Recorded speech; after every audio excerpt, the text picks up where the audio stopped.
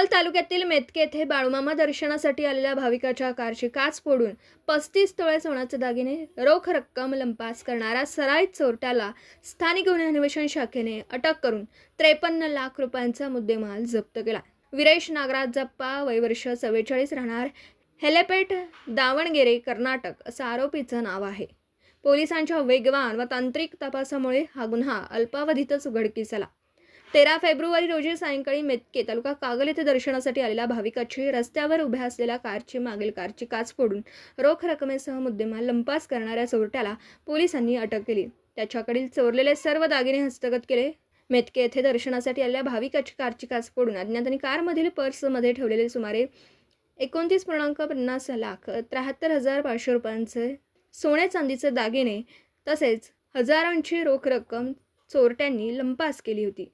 या प्रकरणी वृषाली विजयकुमार धुमाळ, मूळ राहणार देवगड, सध्या राहणार फुलेवाडी, तालुका करवीर यांनी मुरगुड पोलीस ठाण्यात तक्रार दाखल केली होती. पोलीस निरीक्षक सुशांत चव्हाण यांच्या मार्गदर्शनाखाली विशेष पथक स्थापन केलं होतं. CCTV फुटेज, मोबाईल लोकेशन आणि गुप्त माहितीच्या आधारे तपासाची सूत्र फिरवली. विरेश नागराज जप्पा यांचा माग काढत 19 फेब्रुवारीला दावणगेरे येथे सापळा रचून त्याला ताब्यात घेतलं.